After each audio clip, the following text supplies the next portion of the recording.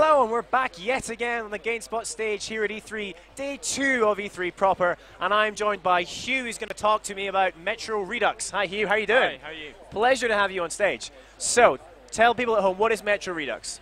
So Metro Redux is this huge remaster project for 4A's two Metro games, Metro 2033, first released in 2010, and the sequel, Metro Last Light. So both together in the same package? Both together, although you can actually buy them individually as well. Oh, okay, right. So yeah, we're selling them digitally or together in one whole package. Oh, excellent. So if you already have Last Light and you just want to be able to... have one, or you know, maybe you just want to give one a try and see if you like it, you can buy it digitally and then buy the second one separately as well. Now, Hugh's very kindly brought with him 15 whole minutes of brand new Metro Redux gameplay. So we've got that on screen now. So Hugh, just talk us through, like, which part of the game is this? What's going on? So we're showing you this level called Dead City. It's one of the classic kind of survival horror levels from Metro 2033. Yeah, I remember it well, actually. Yeah. And this actually illustrates one of the things that we've been able to do with the improved tech, and that's stitch some of the levels together. So in the first game, Dead City was actually split into two parts. Now it's just one huge continuous level. So obviously it's got a graphics overhaul because it's in the engine used for Last Light. Did you guys tweak any of the kind of user interface, the controls and things like that? Yeah, what we've done with 2033 is actually rebuild the entire game in the new engine framework that we developed for Metro Last Light.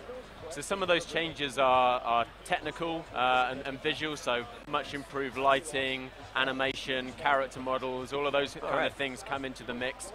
But we made some huge improvements to the gameplay between 2033 and Last Light. We improved the feel of the weapons, we improved the AI, we added weapon customization and some new features like the mask wipe mechanic that you'll see.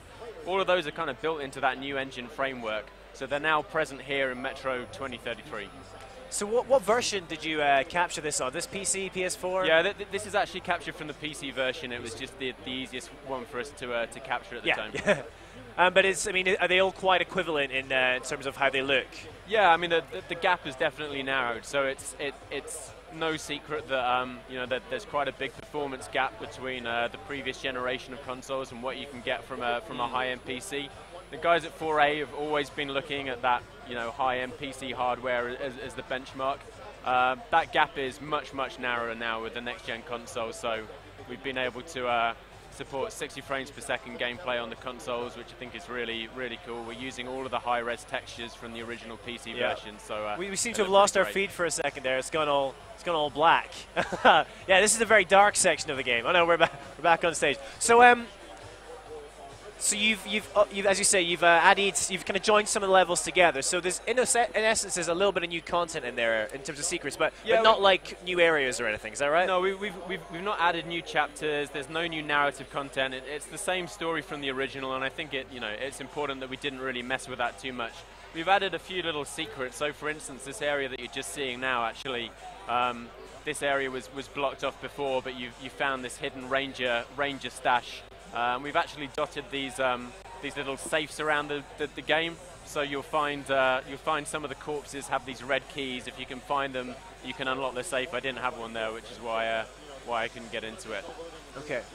So I mean, it must be because Metro's got this great reputation as being one of those games that really tests your PC. You see people writing big blogs about how they tweaked their setup perfectly to try and get the most. It's still even Metro 23 still now is like seen as this benchmark game. Yeah. So it must be really good to be able to show it off as you want, but on console now. Yeah, that kind of barrier to entry to get the very best result from Metro meant spending hundreds, if not thousands, of dollars on the very best hardware.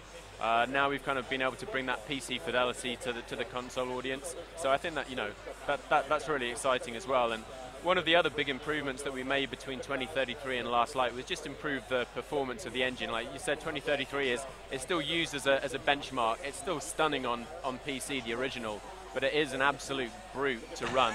Yes. It's not the most optimized piece of code, and we made huge improvements to the tech for Metro Last Light. So you'll find if you if you were struggling to run Metro 2033, the original on your PC, you'll actually be able to run Metro 2033 Redux at a much higher level of performance, and it'll look a lot better as well. Fantastic. So tell me a bit more about, let's get into details about what the Last Light engine offers you in terms of graphic capabilities that we didn't have on. Oh no, you died. Well, I told you it was a single take playthrough, so I managed to fall into the river there rather than jump across from the roof. You remained unscathed though. That's okay. You're back. Yeah, I'm going to give it another try, but trust me, I've played this a few times. It's not going to end well. Come on, you can do it. There we go. Yes. Oh, and yet.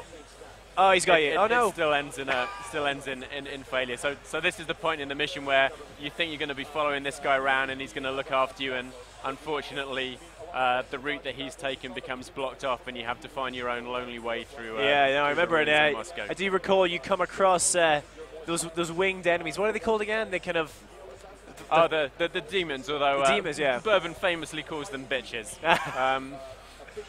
But yeah, just to go back to the engine in particular, like if you, because without seeing them side by side, like I can tell this looks great. I mean, it always looked great. But precisely what type of new is it? Is it more kind of lighting overhauls, or what type of stuff have you got? These outdoor areas really kind of show it off the most. I mean, Metro's always had phenomenal lighting from the first one, but it was much better at interior environments.